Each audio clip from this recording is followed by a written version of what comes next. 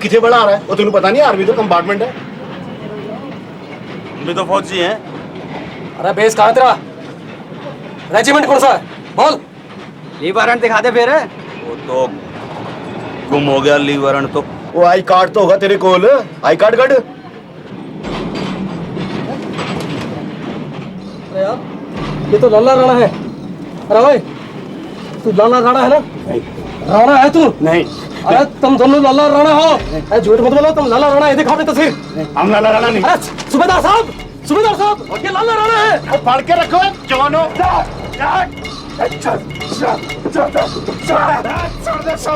देख लो अरे भाई मत मारो उसको अरे मत मारो उसको ये मेरा छोटा भाई है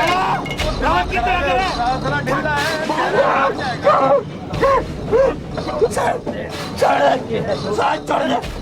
तुझे समझ ले हम लाला राणा नहीं है काट डालूंगा तू काट डालूंगा सबको जानते नहीं मुझे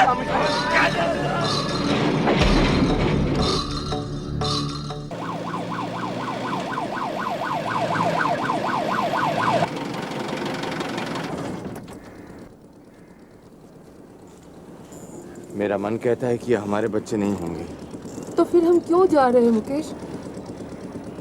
तसल्ली हो जाएगी।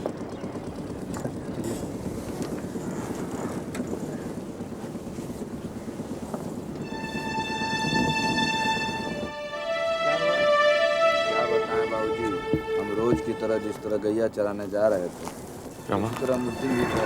तुम यहीं रुको, मैं देख कर आता हूँ। नहीं, मैं भी चलूंगी।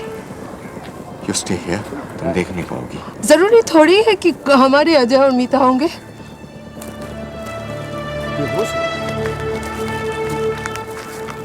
कैप्टन साहब, बॉडीज बहुत ही खराब हालत में है। आप ये सामान देखकर ही पहचान करिए।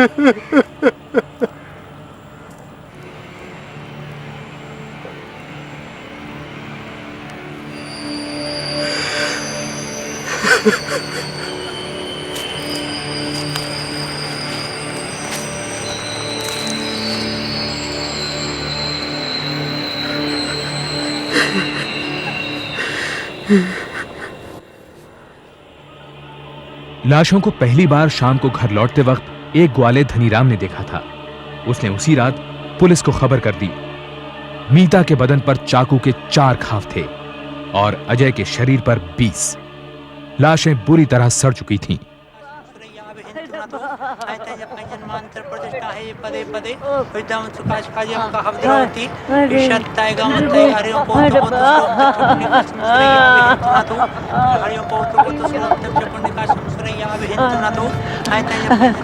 अरे मुकेश, ओ मुकेश, अरे बेटा, अरे अरे बेटा देख, अरे इसे रुला बेटा, इसे रुला।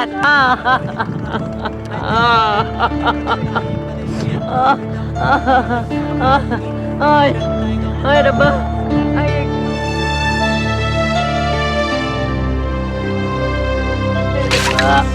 रब्बा।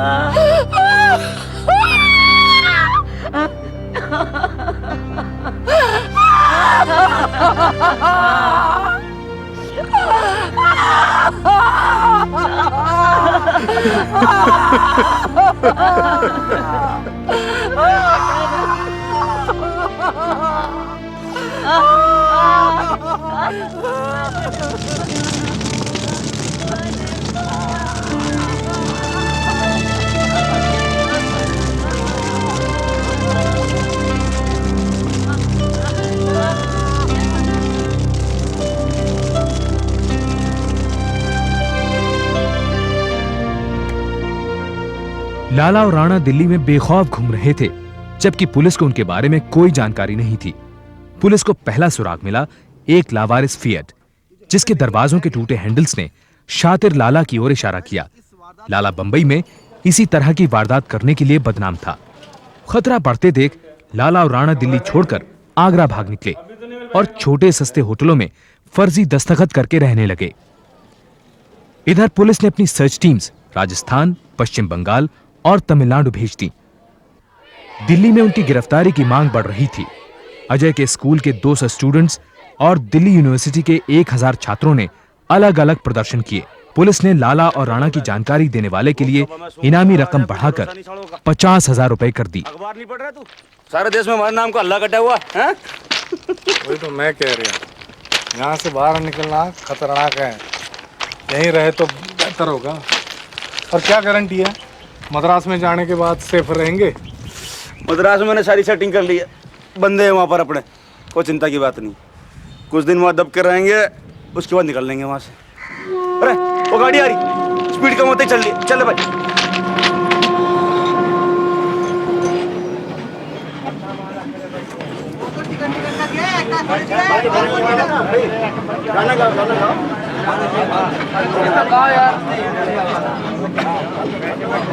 किथे बड़ा आ रहा है वो तुम्हें पता नहीं? आर्मी तो कंपार्टमेंट है।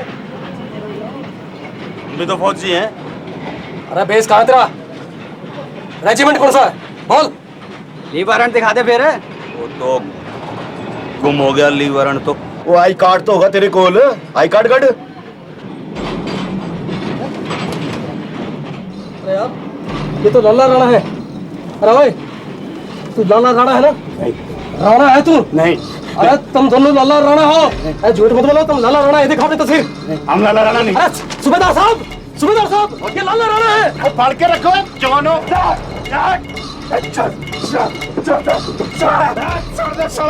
देख लो एक को। अरे भाई मत मारो उसको, अरे मत मारो उसको, ये मेरा छोटा भाई है।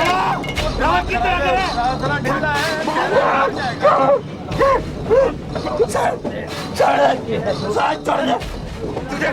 समझ ले। हम लाला राणा नहीं है। काट डालूंगा चार। तू काट डालूंगा सबको। जानते नहीं मुझे।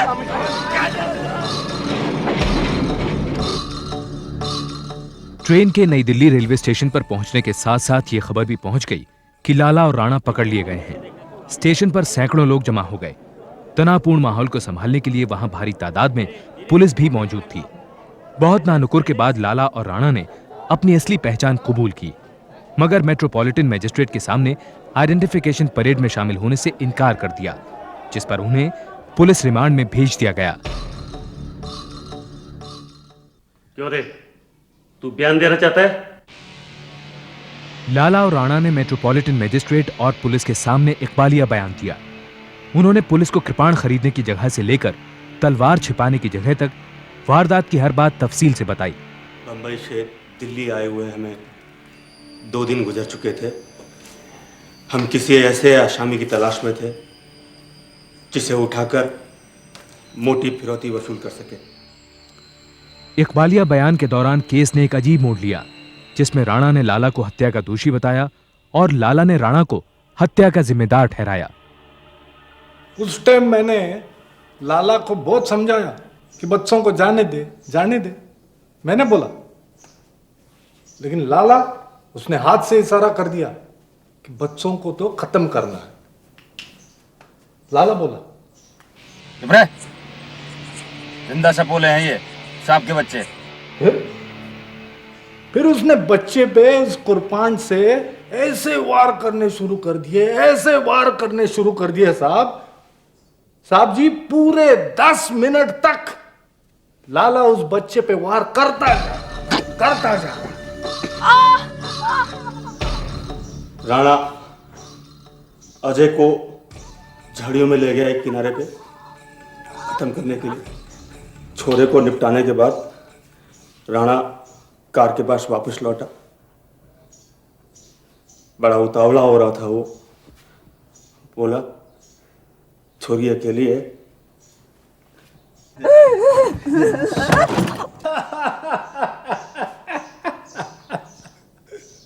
अरे नहीं साहब, नहीं। लाला ने खुद करने के बाद मुझसे कहा कि जा लड़की के साथ। समझ गया ना साहब? मैंने कहा लाला, ये छोटी सी गाड़ी के पिछली सीट में मैं फिट नहीं हो पाऊंगा, है? क्या वजह है ना, मैं उससे लंबा हूं जी।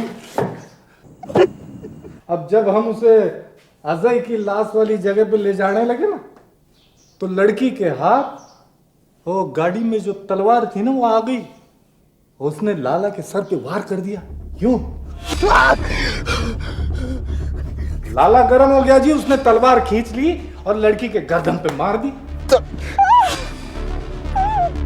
होश ठिकाने आया तो देखा कि तलवार राणा के हाथ में है और वो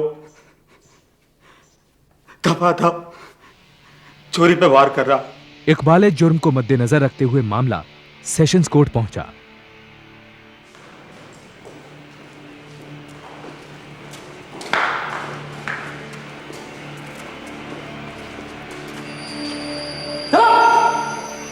जज के सामने लाला और राणा ने दावा किया कि पुलिस ने उन्हें मारपीट कर जबरदस्ती गुनाह कबूल करवाया था।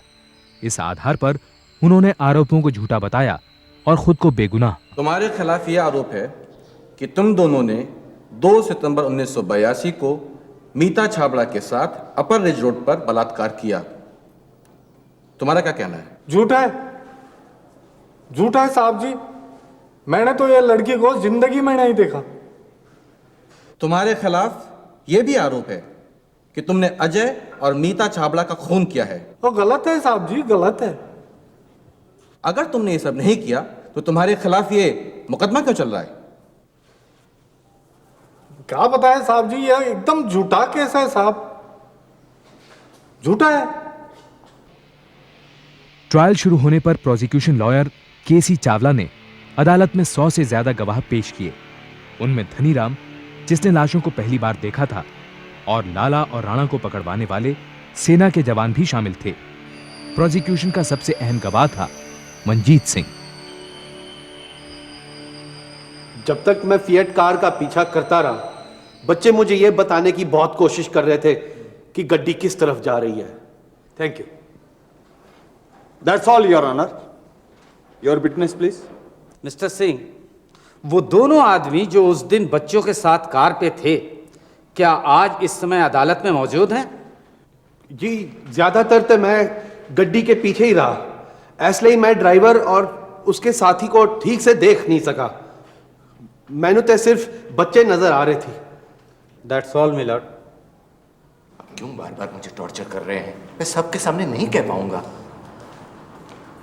देखिए, जब तक आप खुद नहीं बोलेंगे कि उन दोनों ने मिलकर आपकी बेटी के साथ रेप किया है, तब तक मैं ये इशू कोर्ट में कैसे उठा सकता हूं? Please captain Chhabra, please. हमारे पास कोई मेडिकल प्रूफ नहीं है कि आपकी लड़की के साथ रेप हुआ है। आपको अपनी विटनेस में यह क्लियरली मेंशन करना होगा कि उन दोनों ने मिलकर आपकी बेटी के साथ। एक बाप के सामने उसकी बेटी के बारे में कैसे कह सकते हैं साहब? Isn't it enough that they killed both my children?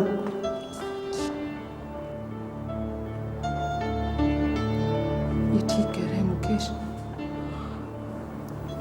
तुम सब कुछ बताओ कोर्ट को। I want to see them hanged. Captain Chhabra, 2 सितंबर 1982 को क्या हुआ था? वो शनिवार का दिन था। मैं ऑफिस से घर पहुंचा ही था जब मुझे मीता और अजय ऑल इंडिया रेडियो जाने के लिए तैयार मिले। हमारी कोई बातचीत हो उससे पहले वो लोग घर से निकल चुके। कैप्टन छाबड़ा के लिए बयान देना मानो उन सारे दर्दनाक वाकयों को फिर से कुरेदना था। उन्हें अदालत को मीता के घृणित बलात्कार के बारे में बताना पड़ा ताकि हत्या की वजह साबित हो सके। अपने बच्चों को उनके कपड़ों से पहचाना, घर से निकलते वक्त मीता ने जो जूतियां पहनी थी वो मुझे अच्छी तरह से याद है। उसकी डेड बॉडी के पास वही जूतियां नजर आई थी। इसके अलावा आपने और क्या नोटिस किया था? उसके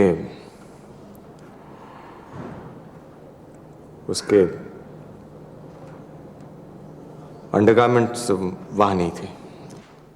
मतलब आपकी लड़की किस हालत में थी? उसकी हालत से साफ पता लग रहा था कि उसके साथ रेप किया गया। She had been raped.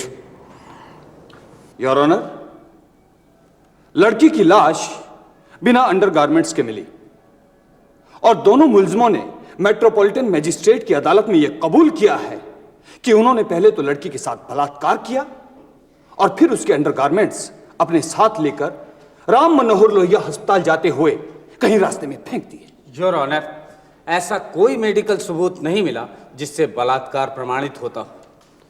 Postmortem के बाद लड़की के शरीर के नाजुक अंगों पर किसी भी प्रकार की कोई भी चोट नहीं पाई गई। शरीर के नाजुक अंगों का सही सलामत होना यह साबित नहीं करता है कि बलात्कार नहीं हुआ था। और इसके अलावा लाशें इतनी बुरी हालत में मिली हैं कि नाजुक अंगों को चोट ना लगना कोई ठोस सबूत नहीं है। Thank you your honour. Your witness. आपके बच्चों ने ऑल इंडिया रेडियो जाने के लिए लिफ्ट ली, क्या आपने उन्हें इस बात की इजाजत दी थी? मेरे इजाजत देने का सवाल ही कहाँ उठता है, क्योंकि उन्होंने इसके बारे में मुझसे कुछ पूछा ही नहीं। ऑल इंडिया रेडियो कैसे जाएंगे इसके बारे में हमारी कोई बात ही नहीं हुई थी। अच्छा, आप अपने बच्चों को छोड़ने खुद क्यों नहीं गए? यही वो सवाल है जो 1000 बार मैं अपने आप से पूछ चुका हूं। ट्रायल के बीच अचानक लाला ने अपना केस खुद लड़ने का फैसला किया। राणा का केस सरकारी वकील के पास ही रहा। अपने बचाव में लाला ने 21 गवाहों को अदालत में बुलाया। उसका पहला गवाह था राष्ट्रीय दैनिक का एडिटर हरीश धवन। धवन जी, इसमें मुझे बताया गया कि छाबड़ा जी की बच्चों की हत्या मैंने की है। आपके पास क्या सबूत है इस बात का? हमने सिर्फ पुलिस की जांच पड़ताल के हिसाब से यह खबर छापी है, बस। इसमें एक जगह रिपोर्ट छपी है कि विश्वस्त सूत्रों से पता चला है कि लाला और राणा ने मीता और अजय जैसे मासूम बच्चों। ये आपके विश्वस्त सूत्र कौन से हैं धवन जी? सॉरी, मैं उनके नाम नहीं बता सकता, वे बताना नहीं चाहते। क्यों नहीं आना चाहते शाम? धोखाधड़ी है जनाबी है। लाला और राणा को सजा सुनाने के लिए सेशन जज के सामने सारे सबूत मौजूद थे।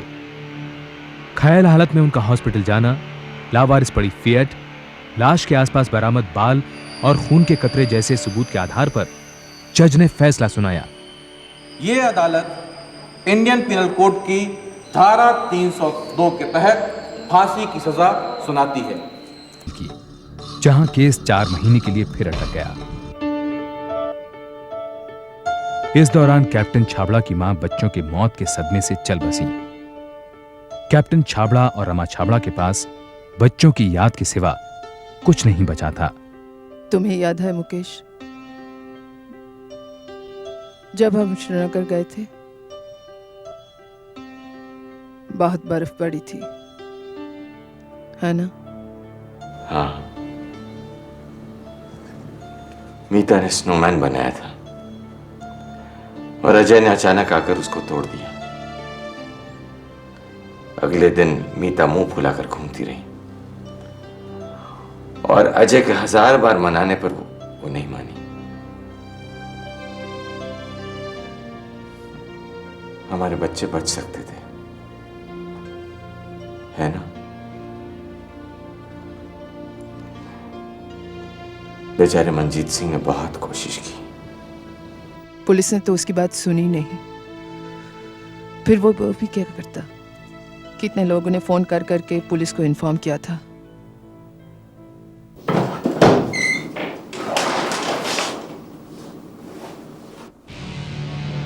अंदर कैसे आ गया? हिम्मत कैसे हुई आपकी यहाँ आने की?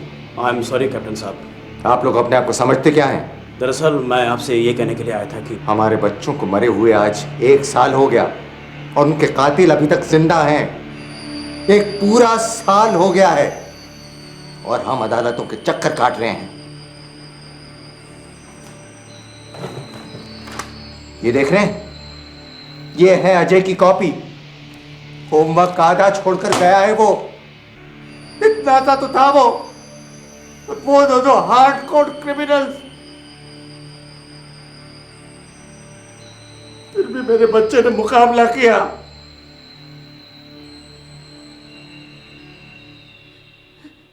किडनैपिंग और मर्डर के बीच में हजारों मौके थे जब उनको बचाया जा सकता था। मैं आपको यही बताने के लिए आया था कि हाई कोर्ट ने राणा और लाला की फांसी को कंफर्म कर दिया है। लेकिन ये लड़ाई यहां खत्म नहीं हुई। हाई कोर्ट के फैसले के खिलाफ लाला और राणा ने सुप्रीम कोर्ट में अपील दायर की। योर ऑनर, क्या हम जनता तक ये संदेश पहुंचाना चाहते हैं कि सोसाइटी अब इंसानों के लिए सेफ नहीं है? जी नहीं योर ऑनर।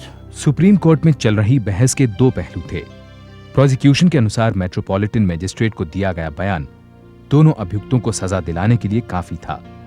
डिफेंस का दावा था कि बयान दबाव में आकर दिया गया था। पुलिस रिमांड में दी जाने वाली 3rd डिग्री टॉर्चर के बारे में तो मेरे काबिल दोस्त को मालूम ही होगा। ऐसा टॉर्चर जिसके सामने हारकर कोई भी इंसान एक क्या 1000 मर्डर का इल्जाम अपने ऊपर ले सकता है। कहीं लर्नर डिफेंस लॉयर अदालत को 3rd डिग्री टॉर्चर पर लेक्चर देने की कोशिश तो नहीं कर रहे हैं? नहीं योर ऑनर। लेकिन जज के अनुसार उनके सामने ऐसे सबूत मौजूद थे जिससे इकबालिया बयान की पुष्टि हो रही थी। कोर्ट का मानना था कि समाज में अमन चैन बरकरार रखने के लिए जसबीर सिंह उर्फ लाला और कुलदीप सिंह उर्फ राणा जैसे दरिंदों का सफाया जरूरी था। 5 नवंबर 1986 को सुप्रीम कोर्ट जज ने माफी की अपील ठुकराते हुए लाला और राणा की फांसी की सजा बरकरार रखी। 20 दिसंबर 1986 को मीता और अजय छाबड़ा की हत्या के 4 साल बाद लाला और राणा को उनके किए की सजा मिली। सुप्रीम कोर्ट की स्पेशल परमिशन से रमा और कैप्टन छाबड़ा ने उन्हें अपनी आंखों के सामने फांसी पर चढ़ते देखा। भारतीय कानून के इतिहास में पहली बार किसी को भी ऐसी इजाजत मिली थी।